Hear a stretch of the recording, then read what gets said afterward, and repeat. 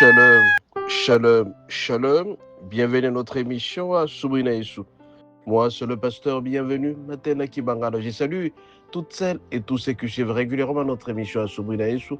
Et vous souhaitez de très bonnes conditions d'écoute à Soubrina Yesou, qui signifie dans l'une ou quatre langues nationales, le matin avec Jésus. Bien aimé, ce matin, notre thème s'intitule 2 points.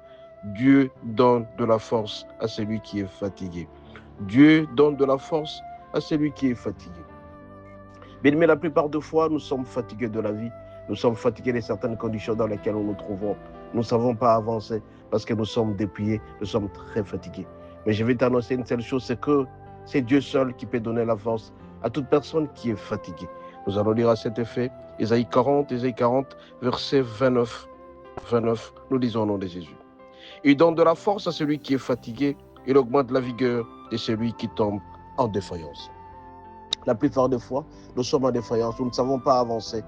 Mais je vais t'annoncer ce matin, mon bien-aimé, un seul recours, c'est notre Dieu. Celui qui donne la force. Si tu es complètement faible, tu ne sais pas avancer, Dieu te donne cette force-là. Si tu n'as pas de vigueur, Dieu te donne cette force. Ce matin, je vais t'annoncer cette chose la plus importante.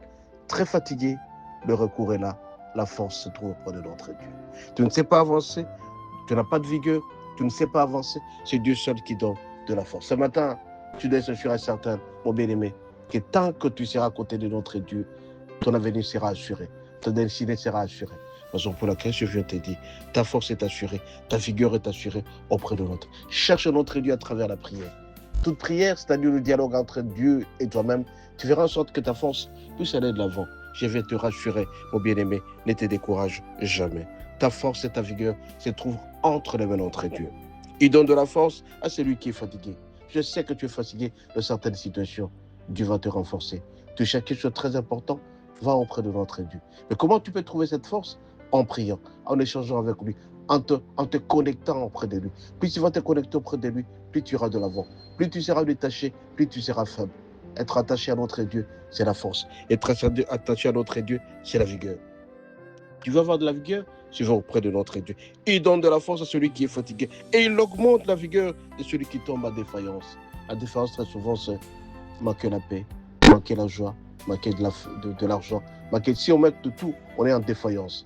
Et si tu veux être en force, c'est auprès de notre Dieu. Ce matin, je vais te rassurer, mon bien-aimé, que tant que tu seras attaché à notre Dieu, tu seras fort. Tu veux être fort, viens auprès de notre Dieu. Tu veux avoir de la vigueur, viens auprès de notre Dieu. Tu verras que tu iras de l'avant. Ce matin, je vais te rassurer d'une chose.